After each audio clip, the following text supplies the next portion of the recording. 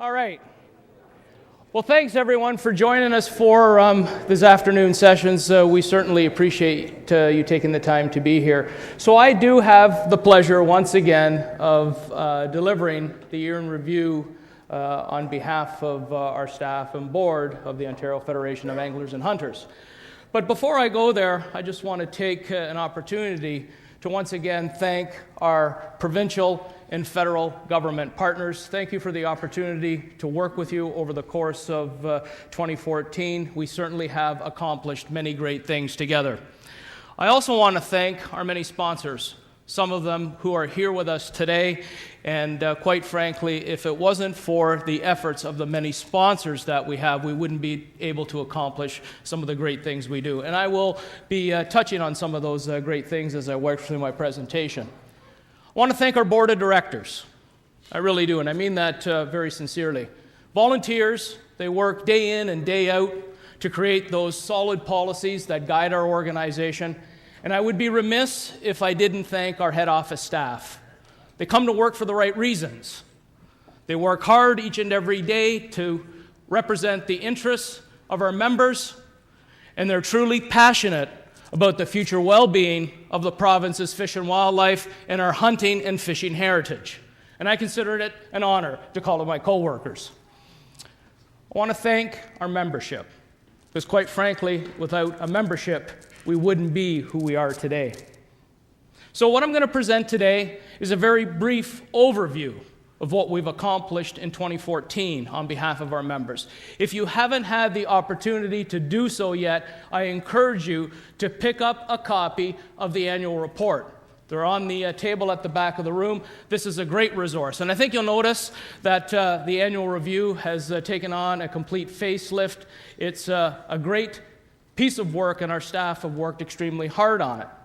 What I want you to do with this annual report, once you've had the opportunity to read it, I want you to take it to your hunt camp, I want you to take it to your local gun clubs, and I want you to share the success story with fellow members. But more importantly, what I'd like you to do is I'd like you to put this report in the hands of a non-member. Put it in the hands of a non-member and talk to them about the important role that members of the OFAH play in the conservation of our fish and wildlife. And if you all do that, our organization would be that much stronger. So, membership is where I'd like to start today.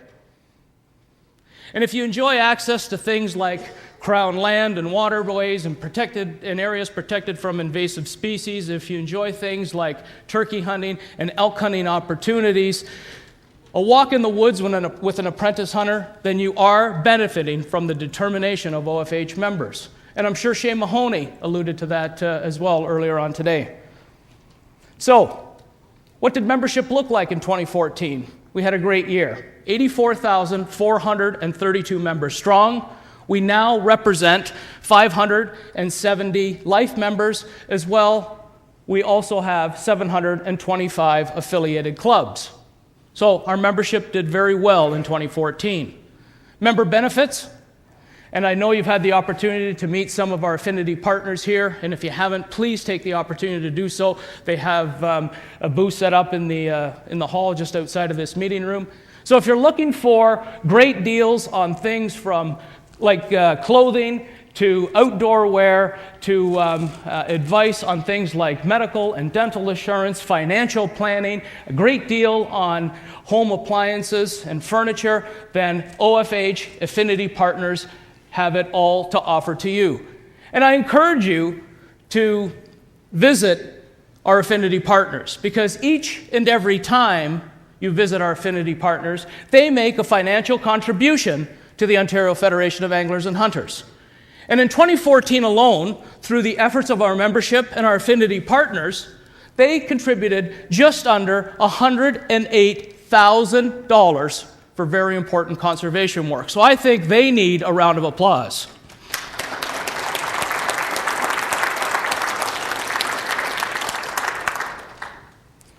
Now, I had to steal this from my wife. It's a credit card. Thankfully, I have it and she doesn't, because it's dangerous when she's in the city of Toronto with a credit card. But I want to talk about this great little piece of plastic here. It's the OFAH Bank of Montreal MasterCard. For 25 years, our most loyal affinity partner has been working with us. And over the course of 25 years, they have contributed almost $1 million to fish and wildlife conservation work in this province. So you know what? It doesn't matter where you are, it doesn't matter what you purchase, please consider using your Bank of Montreal MasterCard. It's the easiest way for this organization to make money. And we certainly hope that you will consider a BMO MasterCard if you don't have one. And you know what? If you're looking for some information on how to get one, we'd be more than happy to provide that for you. So, obviously, it's a huge benefit to support those that support us. Also, Great Northwest Life affiliates still offer $3 million in excess member personal public liability insurance, as well as some great club insurance, which is certainly a benefit of being an OFAH member. And again, gold sustaining members, silver sustaining members, bronze sustaining members, they all make financial contributions that help us continue on with our important conservation work. Fundraising. Fundraising in 2014 was successful. Our annual lottery, 40 years old. We're currently into our 41st year. 42,366 books of lottery tickets were sold, and that's a huge accomplishment for our organization. We were up just over 5,000 books from the year before, and if you do the math real quickly at $20 a book, that's $100,000 in excess revenue, thanks to our members. And I do have to thank our member clubs and all the individuals that help us sell lottery tickets, because quite frankly, we can't do it alone. We can't do it alone. So thank you.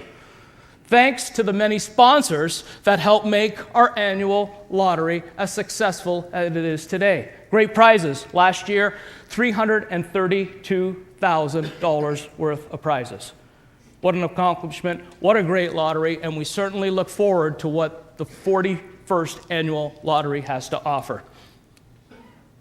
Our monthly giving program did exceptionally well. Program exceeded $490,000. And as well, our wildlife calendar and card program did well, also very well. For those that participated in our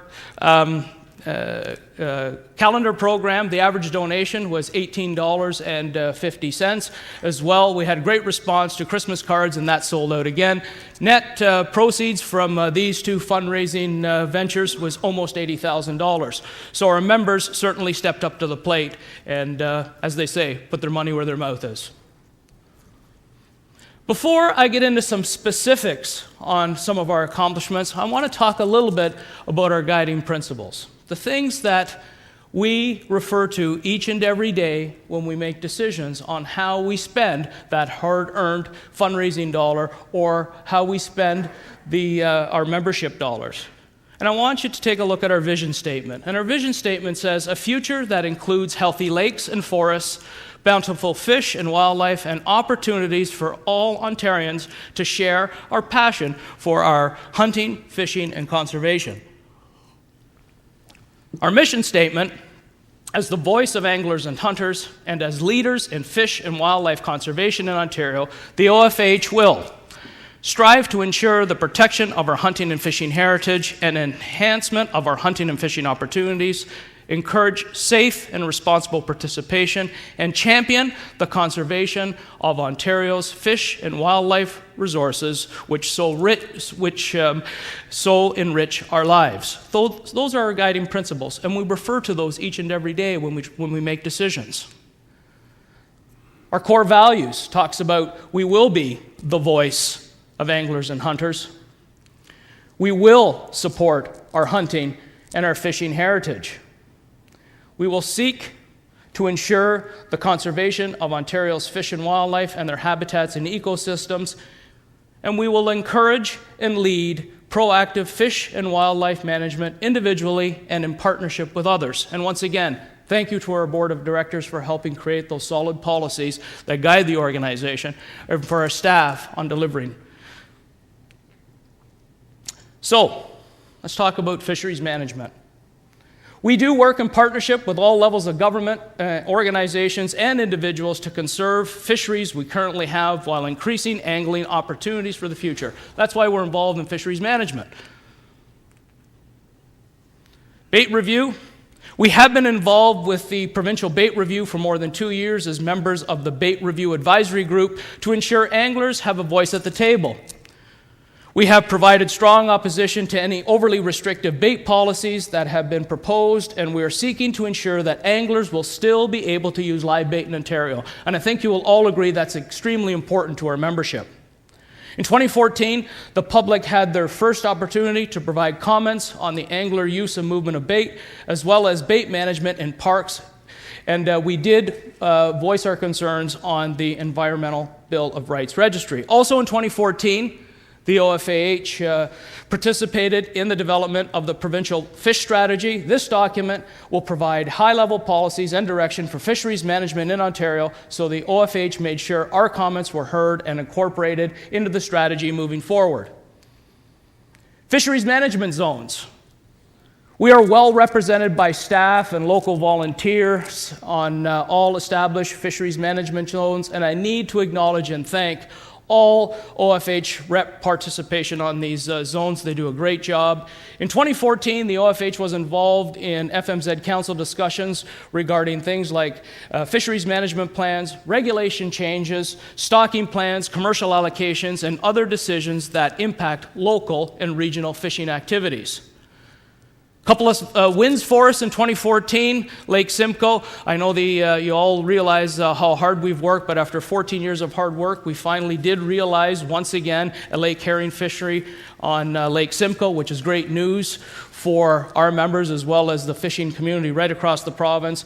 As well, for the past 5 years, the OFH and its members and partners have been requesting an increase in the possession limits for yellow perch in Lake Erie. This was also realized in 2014. 2 good news stories.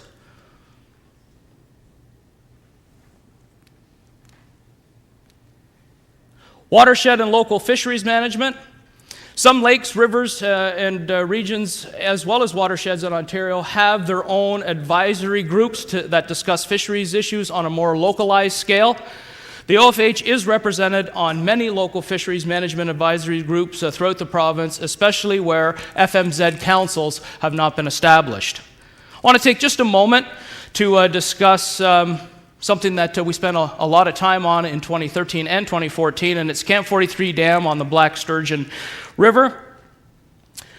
The discussions on whether or not to remove the dam has implications not only for the river, Black Bay, but also Lake Superior and the entire Great Lakes system.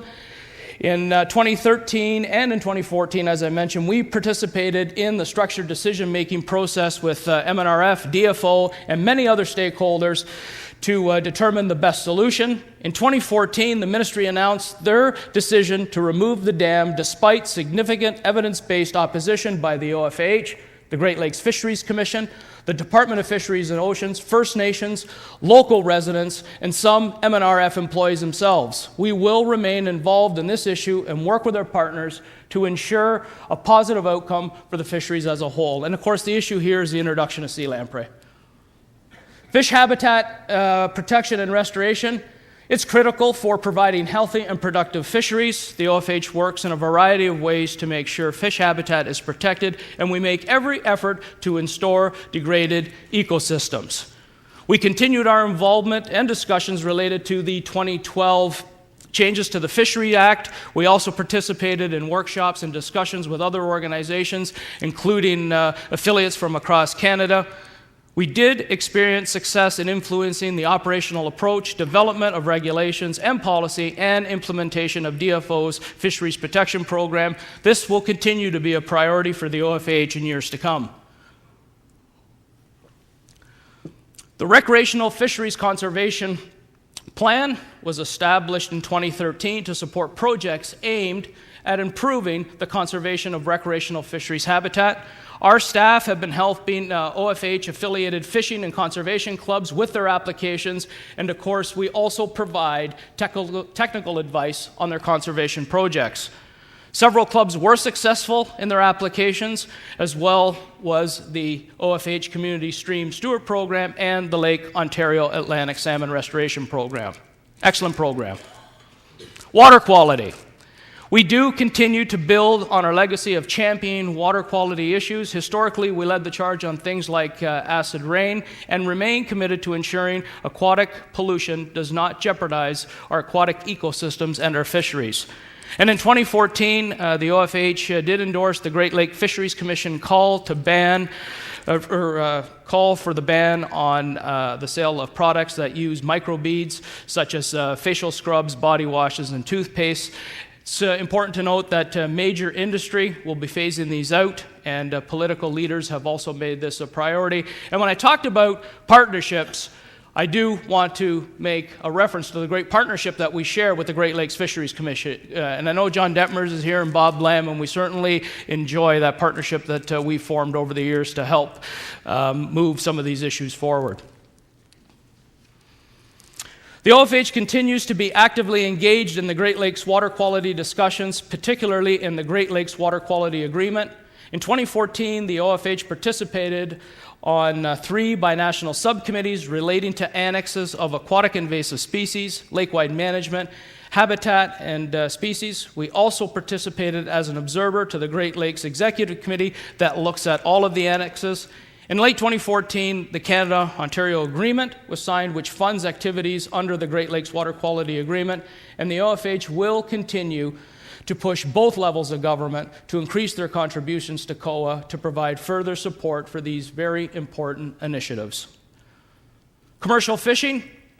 We do support the ministry's licensed commercial fisheries, and we do continue to work with industry, the ministry, and other partners to ensure fisheries are managed in a way that optimizes the overall use of the resource. The OFAH supported the Ontario Commercial Fishing Association's efforts to get sustainability certification for its walleye and yellow perch catches in Lake Erie, and we pushed very hard politically and publicly for this to be required of all commercial harvest in the province. Let's talk a little bit about Lake Nipissing. And I know if you've been following things on Angler and Hunter Radio and Hotline, you're well apprised of where the OFAH is on this. But for many years, we have been calling on government for full regulation of all commercial fisheries to ensure harvests are appropriate and sustainable for any given body of water. In 2014, we continued to push government intervention in commercial operations on Lake Nipissing.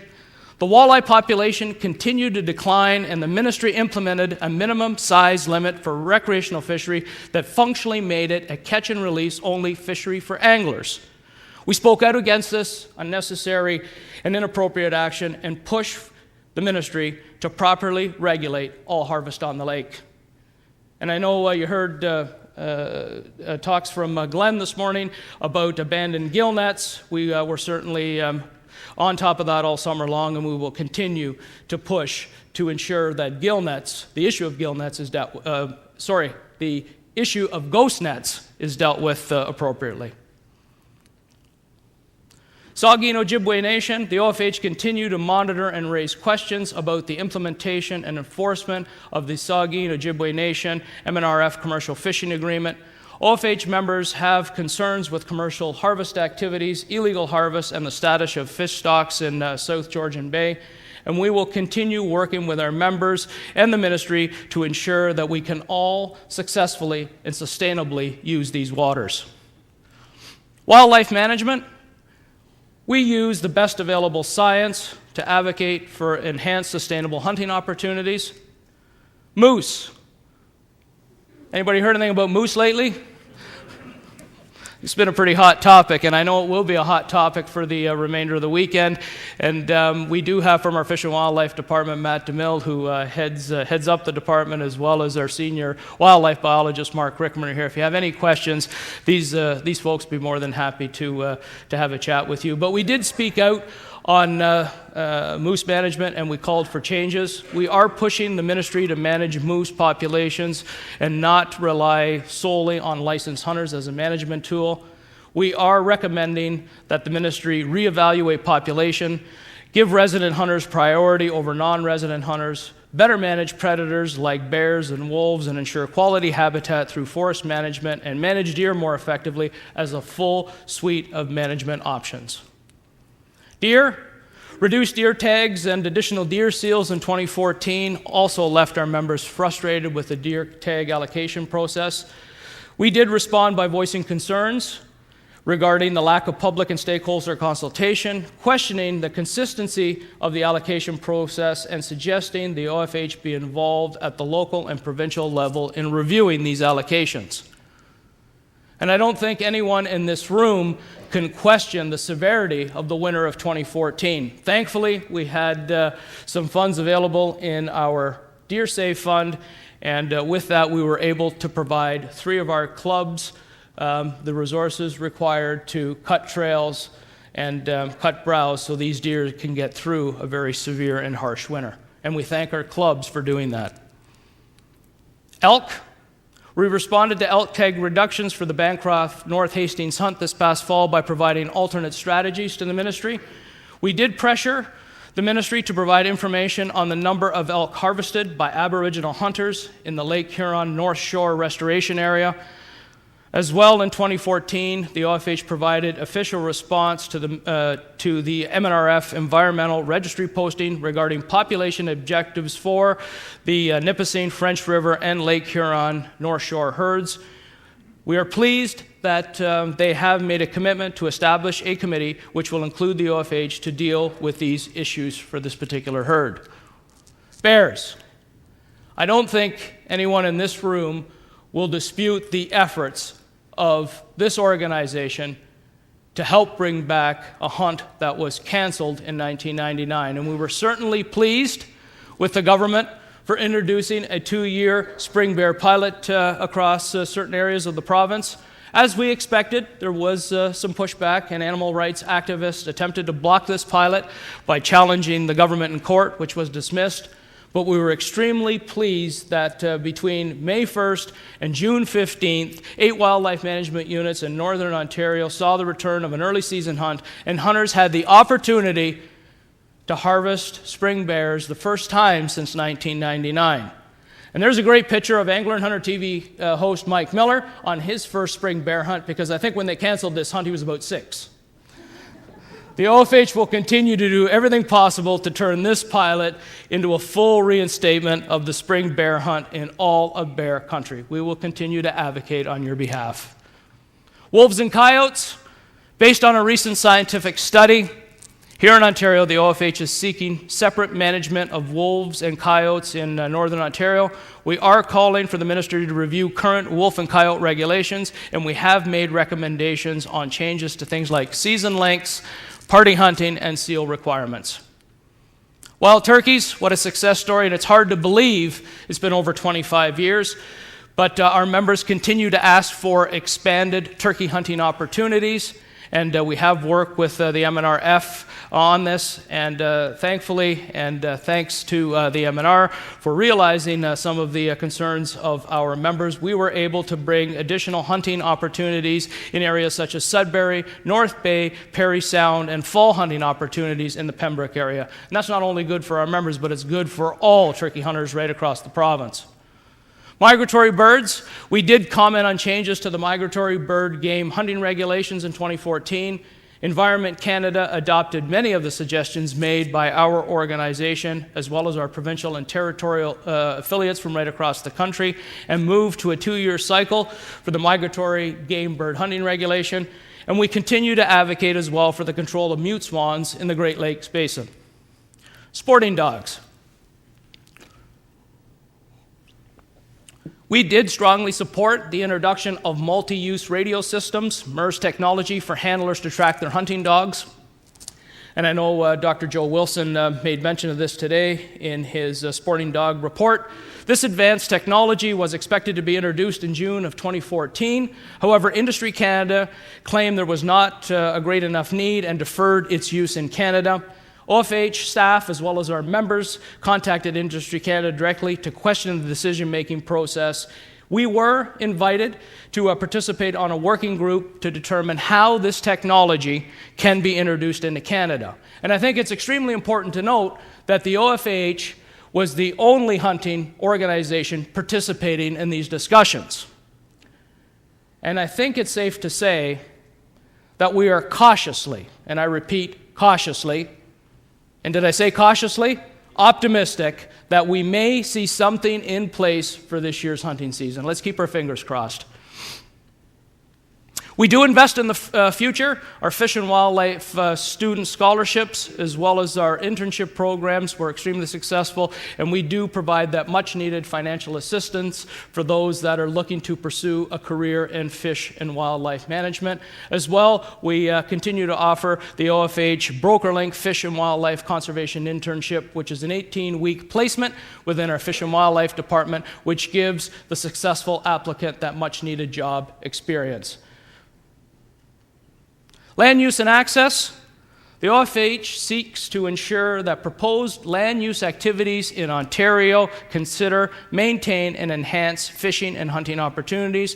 And during 2014, the majority of land use issues we tackled were related to things like access, forestry, resource extraction, and development, as well as protected areas. And I'm pretty sure you've all seen or have one of these bumper stickers on your vehicle. Speaks volumes, doesn't it? Access denied. Crown land is public land. And we will continue to do everything possible to ensure that the access to that very valuable Crown land that we all need and appreciate will continue to be something that's available to our members. Access. In 2014, we updated our Crown Land Use Policy Atlas, the CLUPA guide that has helped hundreds of OFH members find Crown land for fishing and hunting using the ministry's online CLUPA mapping system. We also created 2 fact sheets to assist novice hunters in getting out in the field. Where can I legally hunt in Ontario?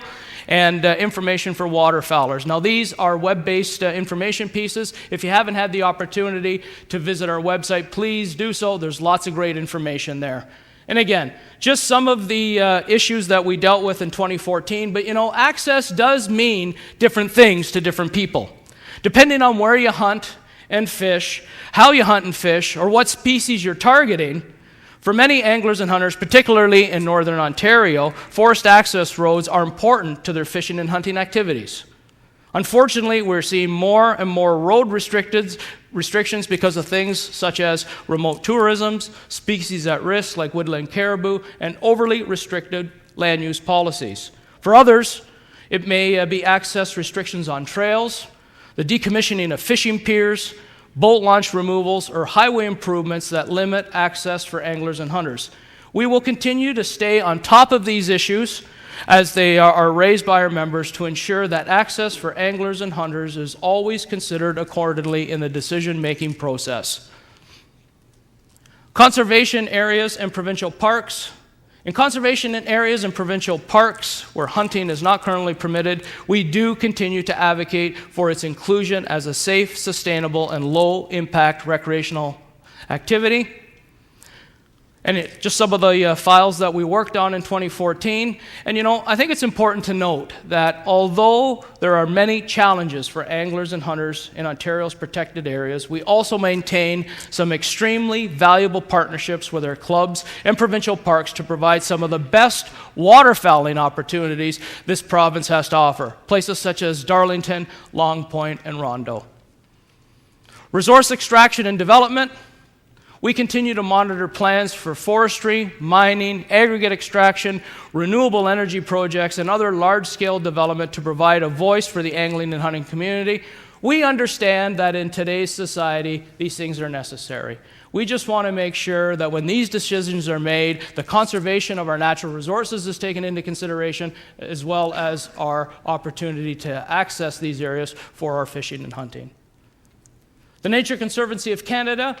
We are into the second year, 2014 was the second year of this great partnership with NCC. It does make certain NCC properties available exclusively to OFH members for turkey and deer hunting opportunities.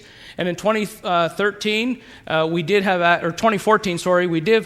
access to 9 properties, which totaled just over 2,000 acres of great hunting properties. Government affairs and policy. Fostering a strong relationship with government and policymakers means the OFAH voice is effective, allowing us to successfully represent the interests of our members. We do continue to monitor court decisions at all levels to evaluate on how they will affect our fishing and hunting opportunities. Two major Supreme Court decisions, the Chilcotin and the Grassy Narrows, were of particular interest to us in 2014. I'm not going to go into the particulars of these two particular files, but Greg Farrant, our Manager of Government Affairs and Policy, is here with us today, and if you have any particular questions, please direct those towards Greg. As well, I'd also like to mention that we do have almost 30 OFAH staff here over the course of the weekend. This is a working weekend for our staff, so we certainly hope that you will take the opportunity to speak to them, and if you have any questions or concerns or any comments, please look them up. They're very, very knowledgeable, and they'd be more than happy to have a conversation with you. The Williams Treaty. In 2012, the 7 First Nations that fall under the Williams Treaty of 1923 filed a suit in federal court arguing the 91-year-old agreement did not include a surrender of pre-existing rights to hunt and fish in their traditional territories.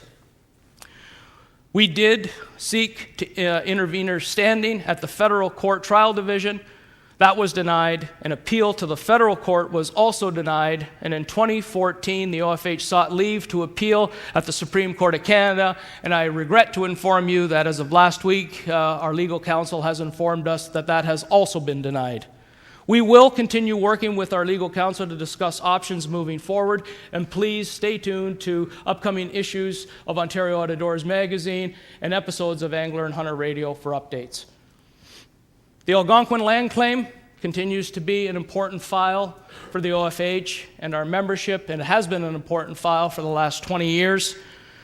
Late in the year, rumors surfaced that the deal had been struck and the AIP had been signed.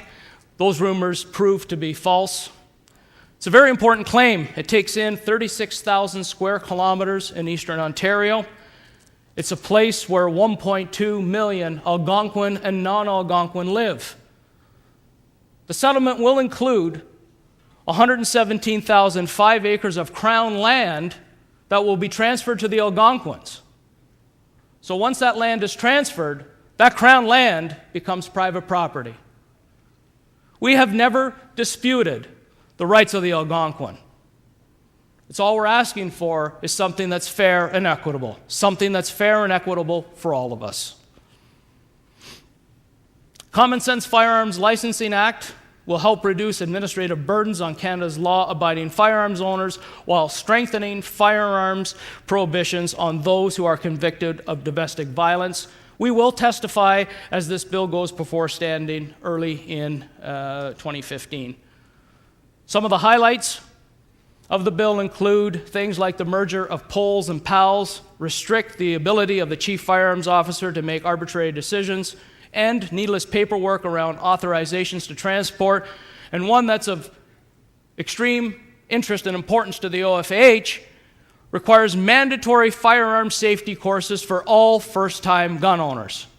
That's OFH policy, and we're glad that it's included in this. We think it's extremely important for all first-time firearms owners that they need that classroom instruction. They have to get with an instructor. They have to be properly trained on how to handle those firearms.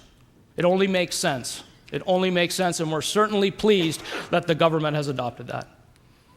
The special purpose account, we do support the ministry's intent to generate additional revenue for the SPA, but it cannot be done solely on the backs of hunters and anglers. We did voice opposition to the proposal to implement a seniors fishing license and the proposed $2 processing fee to all licensed and outdoor card purchases. We were pleased that the seniors fishing license was shelved, for the time being anyways. We were disappointed that the $2 processing fee took effect December of last year. We did recommend other ways to raise revenue for the SPA, like collect unpaid fines, provide value-added fishing and hunting opportunities, reallocate revenue, such as land use permits to the SPA. As well, we suggested that government consider doing a better job of promoting hunting and fishing in the province. We did have the opportunity, past October, to have a one-on-one with Prime Minister Stephen Harper. It was a privilege for the OFAH to act as moderator, and we took the opportunity to raise issues related to anglers and hunters, such as the role of the National Hunting and Angling Advisory Panel, recent changes to the Fishery Act, as well as the National Conservation Plan. And speaking of the Hunting and Angling Advisory Panel, which the OFAH co-chairs and was created by the Prime Minister at the 2012 Congress, the subcommittee of HAP prepared a report outlining some of the panel's accomplishments to date and proposed several national programs for consideration that would benefit anglers and hunters right across the country. The Wild Game and Fish Reception, second annual, was hosted on December 1st, and this is a great way to get in front of our political leaders in a very relaxed atmosphere to have discussions on things that are of importance to us. It is becoming the go-to event on the Hill, and we look forward to planning the third annual. Discharge bylaws, active file as well in 2014. When a municipality creates, reviews, or amends its discharge bylaws, it affects all law-abiding firearms owners. For years, we have been the leader in advocating for the rights of law-abiding firearms users when it comes to this matter, and we will continue to do so on behalf of our members. And we certainly appreciate when we hear from our members to make us aware of something that's happening in their municipality. Please keep the phone calls coming. It's important to us. It's important to us all. Sunday gun hunting in Southern Ontario has been and continues to be an OFAH success story. Since its inception in 2005, a number of municipalities that permit Sunday gun hunting in the South has grown to 160. Each year we attend numerous municipal committee and council meetings to champion Sunday gun hunting on behalf of our members. And I want you to take a look at this map. This is in 2005, prior to Sunday gun hunting in Southern Ontario. With the exception of a few areas which are highlighted in yellow in the eastern part of the province, Sunday gun hunting was something that we just didn't have. Let's fast forward to 2015. That's OFAH membership in action. That's what the strength of OFAH members can accomplish. And I think it's a huge accomplishment. It's not only good for hunters across the province, it's also good for the special purpose account. And we certainly thank everyone that has helped us advance this Sunday gun hunting file. A busy year, as you will agree, with government affairs and policy. We also worked on things like reciprocal suspension, ATV bills, the Lyme Disease Act, animal cruelty legislation, Trespass Act, just to name a few. And again, for more in-depth information on this and much more, please grab a copy of the annual report. I want to talk a little bit about programs. Before I go there, I want to once again thank all our program sponsors, our government partners for making this happen. Quite frankly, we can't do it alone. We can't do it alone, and we certainly appreciate you putting faith in us to help deliver some great fish and wildlife conservation programs. The Invasive Species Program has been a great partnership with the Ministry of Natural Resources and Forestry since 1992. Highlights for 2014 included a major Asian carps outreach and awareness campaign, which involved a partnership with the Department of Fisheries and Oceans, and a record participation of 26 invasive species awareness summer hit squad students who were made possible to us by the Canada Summer Jobs Program were highlights. Those students attended 150 events across the province and made people aware of the important role that they can play in helping prevent or stop the spread of invasive species. Another huge undertaking of the program was the introduction of EDMAPs, using modern technology to monitor and track invasives across the province. Here's an interesting graph. In 1994, we launched the Invading Species Hotline. We had 77 records per month. Using modern technology, look at where we are now, 531 records per month. That's great for us, and it engages the public in helping us deal with invasives. As well, staff spent the summer monitoring and tracking North America's only known wild swath of water soldier, which is on the Trent-Severn Waterway. And if you lived anywhere in around the Kawartha Lakes area and you didn't hear about the ministry or the OFAH's involvement in water soldier, then you didn't watch TV, you didn't read a newspaper, and you weren't listening to radio. Because I think we captured every headline we possibly could last summer. As well, Operation Boat Clean prevented the spread of aquatic invasive species from Lake Simcoe by washing hundreds of boats and making thousands of contacts with boaters and anglers. Special thanks to our partners, and unfortunately, I can't go through each and every one of them, but just take a look at all those folks that we work with to make this program the success that it is. The list goes on and on.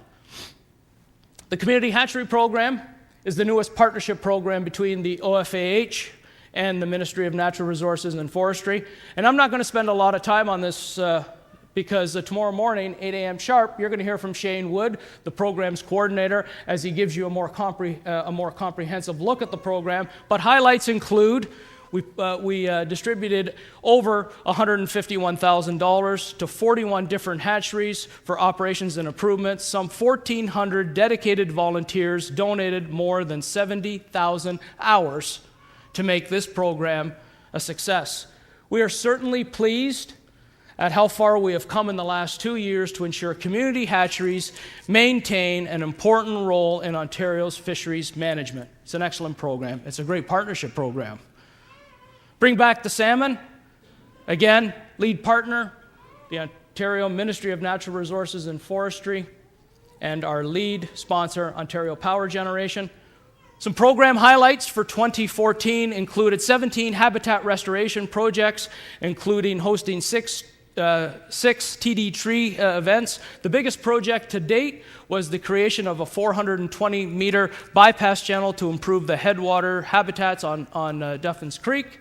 We received over $250,000 in external funding to help with these projects, and we certainly appreciate that.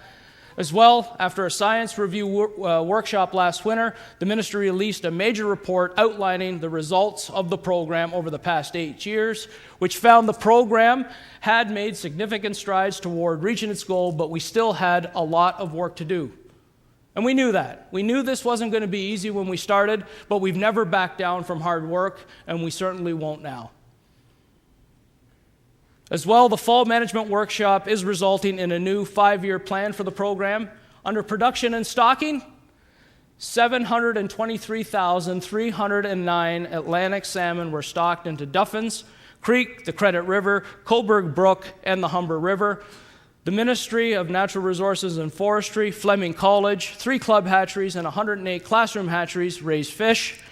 And under outreach, 61 OFAH mentored classroom hatcheries participated in raising and stocking Atlantic salmon. 49 of those resulted in field trips to actually release the salmon into the tributaries. And I want you to take a moment, just take a look at this slide. And what do you see? You see a bunch of kids with smiles on their faces. I don't think the OFAH invented making learning fun. But through some of these programs that we continue to administer and offer, I guarantee you that I'm very safe in saying that we've mastered it. These kids don't realize they're learning. They're helping rewrite an environmental wrong. They're helping with cleanup projects. And all in all, they think they're just outside, ditching a day in school, but they're learning. And that's what it's all about when we launch these programs. It's about involving our youth. It's an investment in our future, because I've said it before, that someday they will, and I guarantee you this, someday they will be sitting in your chair. And we have to make sure we invest in the future. And OFH programs certainly do that. Again, thanks to our many partners and supporters. The Community Stream Steward Program, through its extensive network of partners in stream conservation, the CSSP program provides advice and support and tools to conduct coordinated activities along streams. In 2014, we did work on restoration projects on Harpers Creek, and we did host farm stewardship workshops. Unfortunately, due to funding criteria for some of these projects, We've been unable to secure the necessary funding we need for salaries, and unfortunately this program has to be put into a state of retirement for now anyways, but we certainly thank all those that provided donations in kind and helped us with some of the great projects that we've done over the years. Hunter education, once again another great initiative between the OFAH and the Ministry of Natural Resources and Forestry. Some of the highlights of 2014 included training 24,695 students, and that was due to the efforts of our 300-plus instructors. Women are the fastest growing demographic, representing 20% of all students. As well, the wild turkey course had great success as well, training an additional 10,708 new turkey hunters, and those were through either the classroom seminar, or the home study DVD. As I said a moment ago, we do invest in the future, and we do have an agreement with the Elgin, Perth, Middlesex Stewardship Councils. The OFH partners with organizations such as Long Point Waterfowl, National Wild Turkey Federation, Ducks Unlimited, Delta Waterfowl, and other organizations to provide youth with the opportunities in several areas of the province. A lot of us take for granted that when we were getting into hunting, we had someone to take us out. There's a lot of youth out there that want to get involved in hunting, but don't have someone to take them out. That's what this program does. And if you would like to get involved in hosting a youth hunting opportunity in your community, Randy Jennings from our office is here. He's also the host of Angler and Hunter Radio. Randy looks after this program for the OFH. Please look Randy up. He'd be more than happy to provide you with some information. It's an extremely rewarding opportunity to get kids outdoors and introduce them to hunting. And here's just some of the events that we hosted in 2014. The Young Hunter Education Scholarship did celebrate its 14th anniversary. The fund helps young people between the ages of 12 and 17 by providing needed financial assistance. And since its inception in 2000, this program has taken in some 728 applications and paid out just over $67,000 to help those that have some financial issues. We want to make sure that finances are not a barrier when it comes to hunter education. So the OFH certainly invests in the future of hunter education in this province. NASP. I want to take a little bit of time to talk about the National Archery in the Schools program. This is expected to be by far the largest undertaking of this organization in its 86-year history to introduce youth to the shooting sports. This is not an after-school program. It is curriculum-based. Last summer, we introduced a pilot with 13 schools, and I'm pleased to report that today we're closing in on 40 in such a short period of time.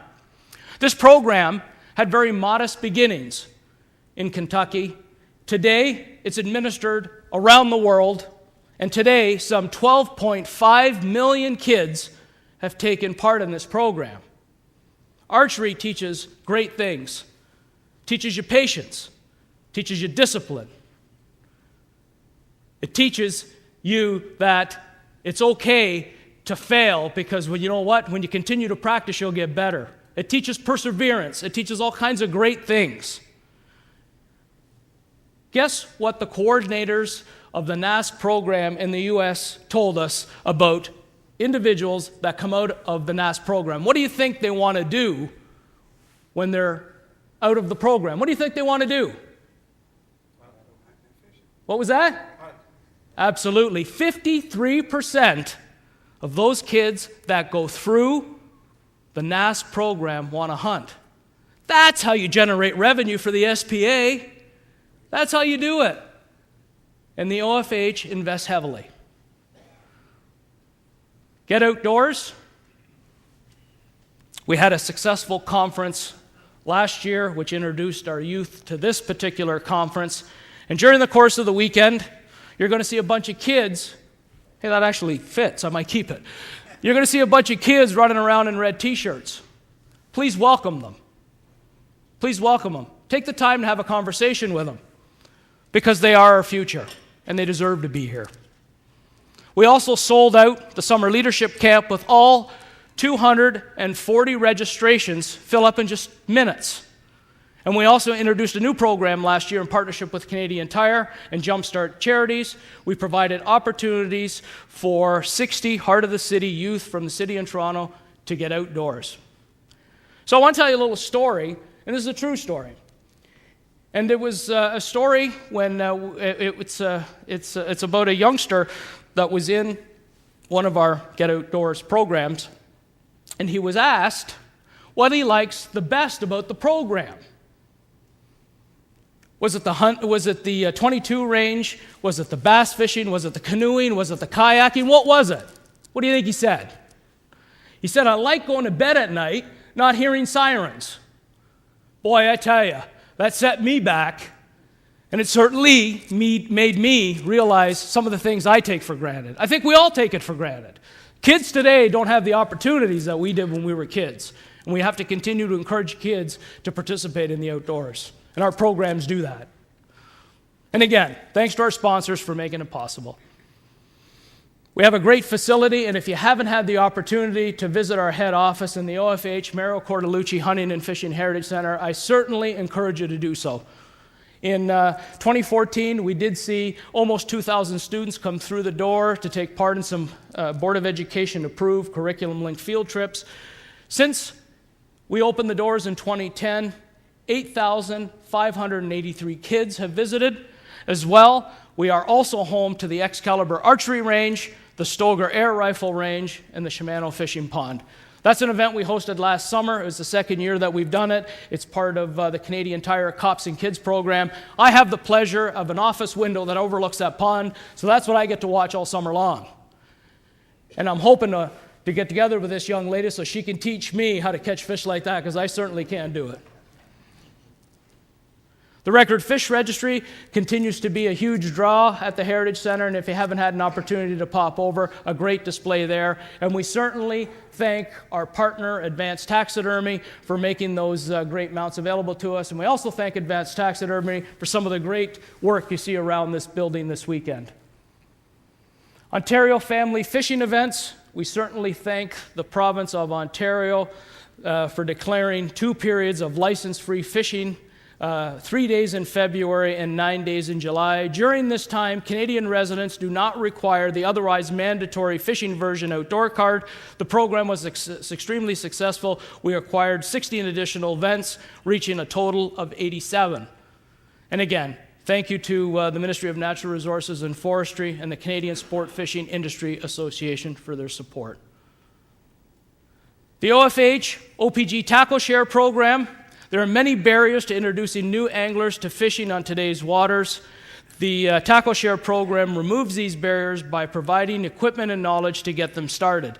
And you know, when we launched this program, people said it would never work. And we said, why won't it work? Because they said, you're never going to get your equipment back.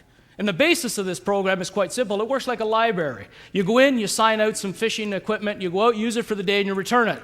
Guess what we haven't lost? Fishing tackle. Anglers are honest, except when you see it was like this big, then they bend the truth a little bit. But as far as being honest and returning the equipment, they do return their equipment.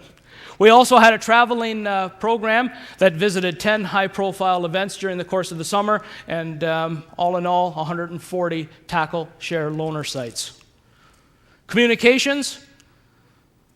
We did lead dozens of successful media campaigns, which included the redesign of OFH.org and Angler and Hunter Hotline. We retooled our social media, which increased our outreach by 40% in less than a year.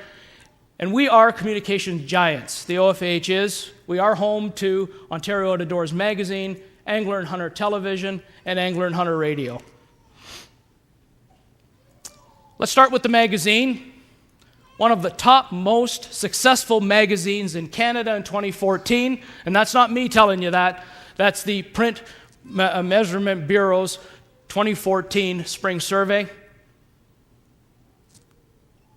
One of the best outdoor magazines just got better with the launch of digital. If you haven't had the opportunity yet to access the digital version of Ontario Out of Doors, I encourage you to do so. Visit oodmag.com. All kinds of options there, but quite frankly, you can add a digital subscription to your current subscription at only $5.95 a year. Our staff, led by Leslie Goodwin, our editor-in-chief, Ray Blades, Tomas Powell, all our contributors have done a great job in bringing OOD to the next level. We could have done this the easy way, where we've just taken our print publication and posted it online, but we've done some neat things like embed video. It really is an entertaining and engaging read. I encourage you to access a digital edition of Ontario Out of Doors. Angler and Hunter Hotline took a complete revamp in 2014 as well. More in-depth features, more visual. It still remains the best tool to connect with our members, and they tell us that. And we've heard nothing but compliments on the retool. And here's just some of the features that were in Hotline in 2014. I'm sure a lot of them look familiar to you, but you'll agree. More visuals, easier to read, incorporating some graphs. It really is a fun magazine to read. Angler and Hunter Television did celebrate its 22nd season. We do reach, believe it or not, 2.2 million homes a week. We continue to educate and inform the fishing and hunting community and share that important OFAH message. And I see the host of Angler and Hunter TV, Mike Miller, is here, and Mike has done a great job in advancing this program. And as I'm sure you've watched some 2015 episodes, you'll see that that has taken a complete facelift as well. Thank you to our sponsors. As I mentioned earlier, and I'll continue to say it, we can't do it without you. Angler and Hunter Radio. We were very busy in 2014 with Angler and Hunter Radio. We did introduce a new host in Randy Jennings. Randy is also here today. We also moved the entire production of Angler and Hunter Radio in-house. We constructed our own broadcast studio, which is housed now in the lower level of the Heritage Center. That allows us not only to produce our own commercials and our own PSAs, but it also allows us to produce commercials and PSAs for others. Thanks to our sponsors and our broadcast partners for allowing us to bring Angler and Hunter Radio into your homes. OFH in the news, our staff conducted dozens of interviews on topics ranging from spring bear hunt to moose tag reduction, deer tags, turkey season, and much, much more. We realized that proactive media relations show working with the media can be more fruitful than working against them. And again, not just local coverage, national coverage. And I'm sure you've seen a lot of these pieces in your local or national newspapers. We also understand that if we want to connect with the next generation of anglers and hunters, we have to utilize social media. I can be honest with you, I'm not real good at it.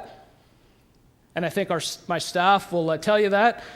They asked me the other day to make sure we plug social media. So for those of you that want to tweet about today's event, they gave me a piece of paper, and I said, how do I read this? To me, it looks like Tweety Bird #, OFH 15. That's what it looked like to me. But apparently, it's #OFH 15. So if you want to tweet about this weekend's event, I encourage you to do so. #OFH 15. And we understand the importance of social media. We don't shy away from it. We embrace it because we understand that is a way of the future, and we're certainly prepared for what the future brings.